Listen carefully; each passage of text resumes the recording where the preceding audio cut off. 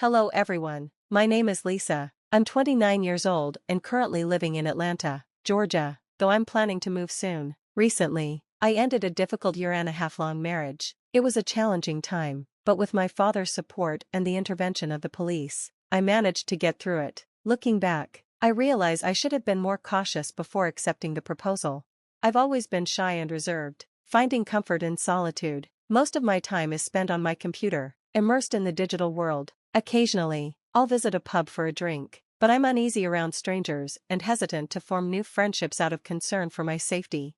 My life changed significantly when I was 7. My mother passed away from an untreated heart condition, and from that moment on, my father, a mariner since his mid-20s, raised me. His job kept him away for long stretches, but he always stayed in touch through calls and letters. When my mother died, he returned home to comfort me. I still remember clinging to him at her funeral as he reassured me, "It's okay now, my little girl, Daddy's here." That night, I saw him cry on the couch, whispering to himself before burying his face in a cushion. It was only the second time I'd seen him cry. The first was when I was injured as a child, feeling responsible for our situation. He took 3 months off from sailing to care for me. Before his next voyage, he left me in my grandmother's care, encouraging me to help her and promising to return soon. Those early years of loss and resilience shaped me. I spent most of my time indoors, helping my grandmother and finding solace in books and, later, the internet. By the time I started college, my father sent me back to our old house. Adjusting was hard. I disliked campus life and struggled to connect with others in person, but online, I found confidence. The internet became my refuge, a place where I could express myself freely. I made friends from around the world, each with unique stories that showed me how interconnected we all are. It was here I met Steven, a content creator. We started chatting and eventually progressed to video calls. To keep my anonymity, I wore a Batman mask, and he covered his face with a scarf and beanie. "Hi Lisa, it's great to finally see you," Steven greeted during one of our calls. "Hello Steven, nice to meet you, virtually," I replied. "How are you feeling today? Have you chatted with many people?" he asked. "I'm okay, just a bit nervous," I admitted. "That's normal, don't worry, I'm just as awkward as you," he reassured me with a smile. As we talked, we discovered shared interests and exchanged stories. The connection felt natural, and I began to feel at ease. "Thanks for making this so effortless," I said. "The feeling's mutual, Lisa, you're great to talk to. Let's chat again sometime, I'm usually online playing Mario," he joked. Our conversations deepened over time, and though we only knew each other online, we formed a meaningful bond. Meanwhile, my father remained cautious about my online activities. Over dinner recently, he asked about my plans. "So, how are your studies, Dove?" he asked. "I've graduated, Dad," I replied, a hint of sharpness in my voice. "You wouldn't know, you weren't there." He sighed, looking regretful. "Oh, Lisa, I'm sorry, I know I missed a lot. I even emailed you saying I'd be there for your birthday." "Tomorrow's my pumpkin's birthday," he exclaimed, trying to lighten the mood. "Stop calling me names, Dad, I'm not a kid anymore. To me, you'll always be my little dove." "But seriously, what are your plans? Are you thinking of working?" "I'm not sure yet," I admitted. "What do you mean you're not sure? What are your friends up to these days?" His questions made me reflect on where my life is heading. While I'm uncertain about the future, I know that both the digital and real-world experiences have shaped me. For now, I'll take one step at a time, guided by the lessons I've learned along the way. "I don't have any friends, Dad," I finally admitted, my voice barely above a whisper. My dad sighed deeply. "Lisa, I didn't send you to live with your mom's family just so you could stay cooped up inside all day. There's a whole world out there. So many people you'll never meet if you don't step outside." "That's the problem," I said, exasperated. "I don't know how to." This exchange exposed the gulf between us, his world of tangible connections and mine, rooted in the digital realm. Still, I relented. "I'll try, okay? I do have friends, but they're all online." "Online friends?" Dad shook his head, disappointment creeping into his voice. "That's not how real friendships work, Lisa." I sighed, the weight of his disapproval pressing down on me. "Fine, how about this, we go out today, just you and me, shopping or something?" "That sounds like a start," he said, his tone softening. "You've got to push yourself, Lisa, this isn't living. I know it's been hard since Janice." "Why are you bringing Mom into this?" I snapped. anger bubbling to the surface. What are you trying to say? I'm saying we've both been stuck in the past, he said gently, though his words stung. We loved her, but we have to find a way forward, Lisa.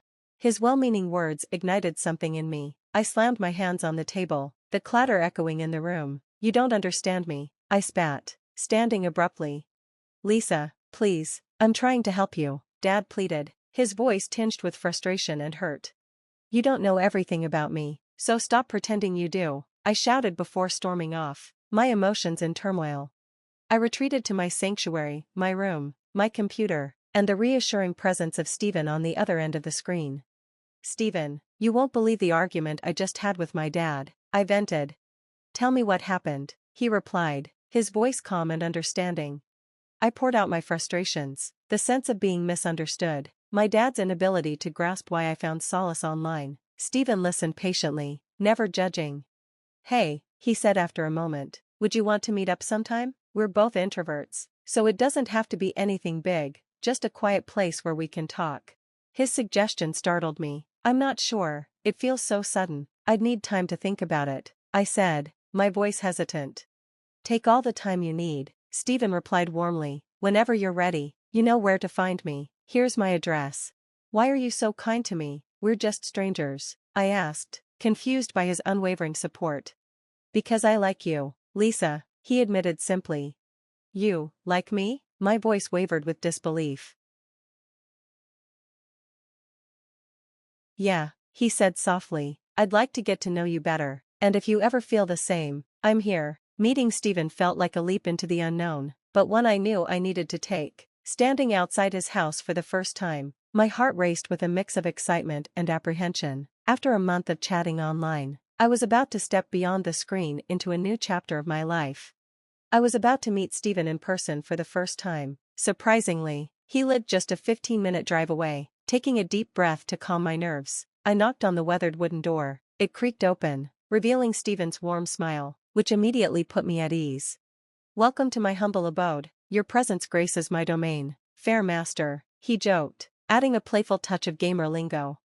I laughed softly. Some of that gaming talk might go over my head, but thank you. This place is cozy. Do you live here alone? I asked, glancing around at the neatly arranged space.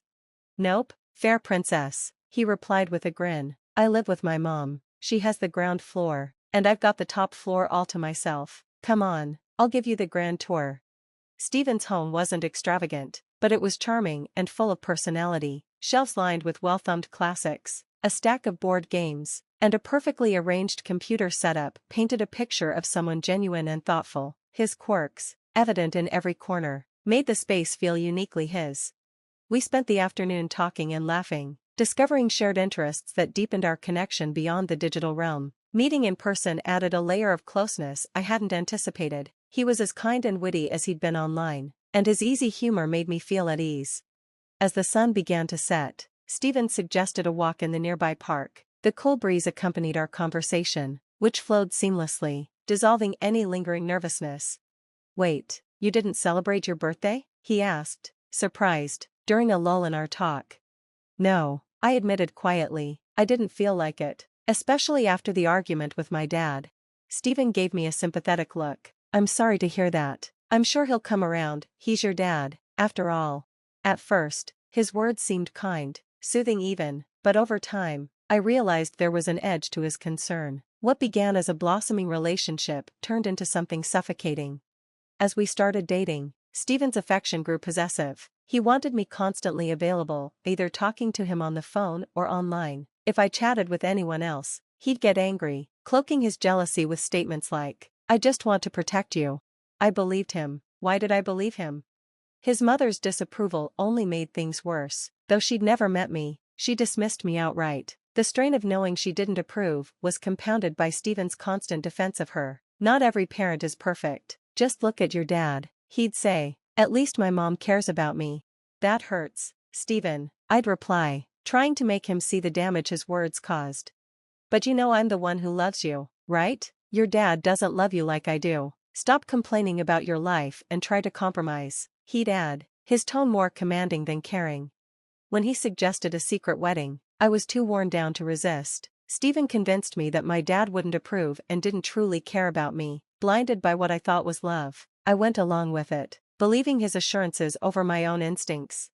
Looking back, I wonder how I let it get so far. Each step I took closer to Stephen, I seemed to lose more of myself. I reluctantly agreed to marry him in a quiet, somber ceremony. Deep down, I knew it was a risk, but I felt trapped by my circumstances. You might think I was weak, but the weight of my upbringing and insecurities had shaped me, leaving me unsure of how to stand up for myself. I often blamed my inability to fight back on my own failings. In the months that followed, I began to see a side of his mother I hadn't anticipated, a side filled with cruelty and malice. Her every action seemed designed to make me miserable. It started with subtle, cutting remarks and escalated into relentless emotional torment. "Is this supposed to be food? My son can't eat this mess. Make it again, you fool," she'd sneer. "Why is this place so filthy? Are you blind?" Her harsh words chipped away at my self-esteem until I felt utterly worthless.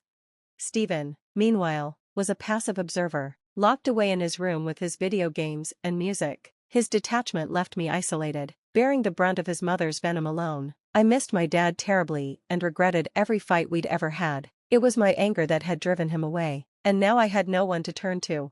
One day, feeling feverish, I lay down on the couch, hoping for a brief reprieve. Just as I was beginning to drift off, a sudden splash of icy water shocked me awake. Margaret stood over me, her face twisted with disdain. "What the hell are you doing on our couch? Did you get the groceries like I told you?" she barked.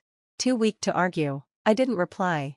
"I see, you expect me to do all the work while you laze around? You devil," she spat, slapping me hard across the face before calling for Stephen.